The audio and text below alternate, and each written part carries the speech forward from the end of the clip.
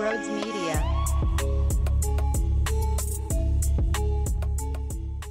Obviously, Sunday was a huge win. You got to salvage the series after just one of the most disgusting starts to the year that I can remember. The first two games were non-competitive, and you got bent over. So it's just disappointing. But for Ranger to go 5 innings after Ozzie Albies hits another homer, you're able to settle in and give your team a fighter's chance. I did despise a lot this weekend, I'm not going to lie. I hated the lineup on Sunday afternoon. Of course, that's the game you win, but it doesn't mean that I love the philosophy and love the idea of sitting Bryson Stott because Chris Sale's on the mound, sitting Brandon Marsh because Chris Sale's on the mound, sitting Bryce Harper because Chris Sale is on the mound. I don't buy it for 1 second that he just happened to be planned to be off early in the season. No, they're afraid. And the ironic part of it all is Kyle Schwarber, lefty,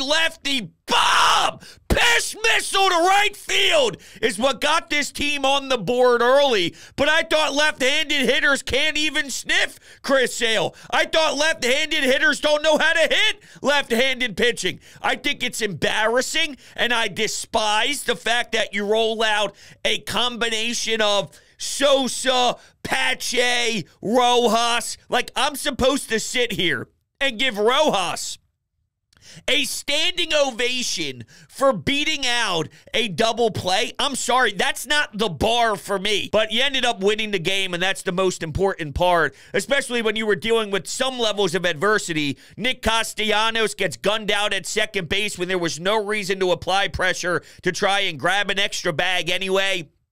JT Realmuto hit a warning track shot with a man on base. It would have been a 2-run jack, which would have given the Phillies the lead at that time. It's deflating to think at the pop of the bat you got a chance and this thing was going to fly out of CBP, and then it just dies at the warning track as they're playing right at the wall, and it's really hard. It's hard to bounce back from that, but you did, and it did show some stones. It did show some toughness here out of this ball club, and I'm not surprised that the bullpen looked better, except for Sir Anthony Dominguez. That's an issue, because now this is bleeding into a little bit of time here of Sir Anthony not starting strong, and he gives up a run as soon as he gets the ball in his hands. I'm sorry, what? That's scary. I'm sorry, I'm scared of the Sir Anthony Dominguez, but I did expect this team to look more like this than they did the previous first 2 days. But yeah, Aaron Nola was abysmal.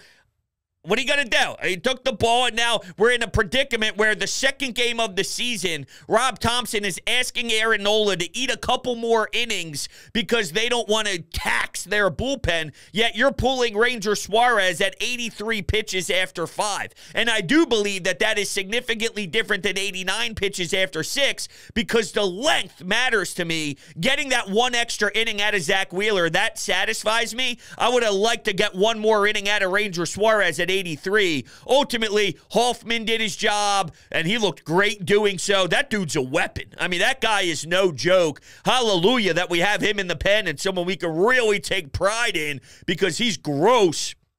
Strom as well. But yeah, the Sir Anthony thing is a bit dicey. Jose did Jose stuff.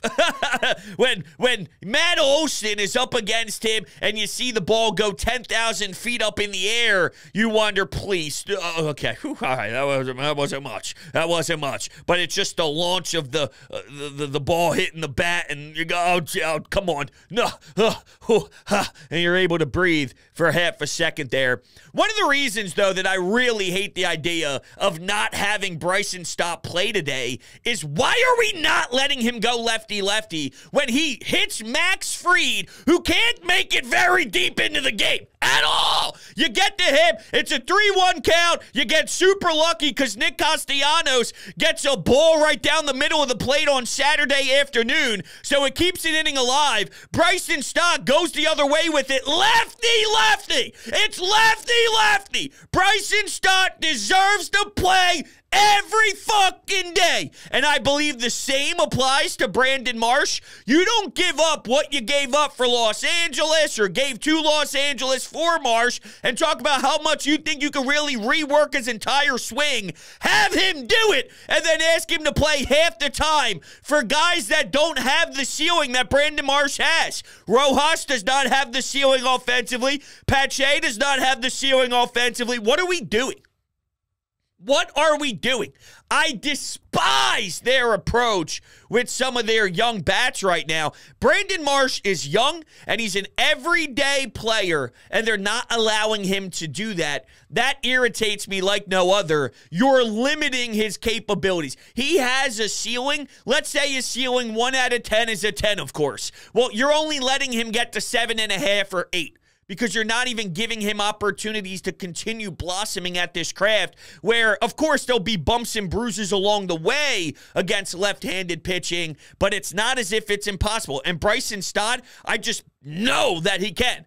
Marsh would be more of an experience. Stott just flat out can do it. He can do it. Yet you rip him out of the lineup because Chris Sale was good 5 fucking years ago. It is so annoying to me. I'm sorry, but that leaves a sour taste in my mouth. And this weekend does, even coming after a win. I knew this was going to happen where they'd salvage a series, which is a good thing, by the way. I'm not complaining that that happened. But so much went wrong in games 1 and 2 that when we spoke next, it would be a coming off of a feel-good win, that it's rough and tough, maybe to dissect it and get super intense and share my thoughts on why I'm angry and what I didn't like when you just won a baseball game, to take some of the pressure off. Getting swept would have been a disaster. Even though they got swept last year in Texas, the fact that this would be against this rival in your own stadium, and you didn't just lose games early on,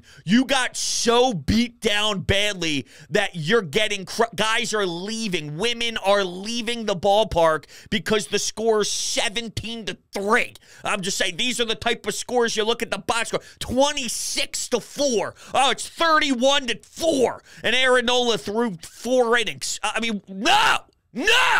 I don't care how long the season is. That will never be okay with me, and that can never happen. I won't accept it. I don't care if it's game 3. I don't care if it's game 63. I don't care if it's game 141. It doesn't matter to me. There's no way, shape, or form I'm ever going to allow it to be okay for the Phillies to get abused the way that they did in the early stages. How about Bryce Harper and what happened Saturday afternoon as he takes a shot for a play over at the first base side and he just flips over the railing, and we go with the idea of, that's Bryce, baby, we love it. The guy with the broken back is just going full speed into the railing, and we're going to give him a round of applause for that when it wasn't even close to being a play made? I don't know. I think that we need to be a little bit smarter out there. Joel Embiid, and I believe I saw John Johnson throw this out there, so I want to give him his praise and love. But I saw John Johnson tweet about how, Joel Embiid gets murdered in this town by fans. Can't stay upright. He's a 7-foot body frame that runs 1 billion miles a season up and down the floor. And because he's very large and he ends up putting a lot of trauma on his knees, this dude gets destroyed in this town because he can never stay healthy. Yet Bryce Harper is the greatest ever, and with a broken back, we just allow for him to do front flips full speed over the railing and not apply any sort of pressure to him to, I don't know, actually take care of his body properly and know that in game 2 of the year, you can't be doing that. You can't be doing that. You can't be doing that. I'm just being honest with you. You can't be doing that. I apologize if you wanted to hear this woohoo thing, but I don't feel that. It was a good win today, but I still didn't love their play. I didn't love their approach. I didn't like the message that the organization sent with a lot of their great players. Brandon Marsh hits a home run off Spencer Strider. He gets rewarded by not being in the lineup for the next 2 days. That's sad. Now, I know he eventually got into this final frame, but that is disgusting to me. Bryson Stott is one of your all-around best hitters on the team. He's one of your most consistent hitters, and we're not playing him.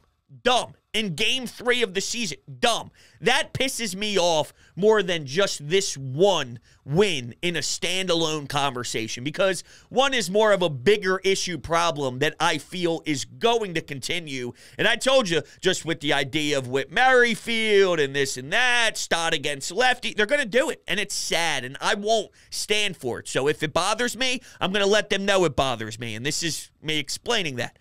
I just can't stand it.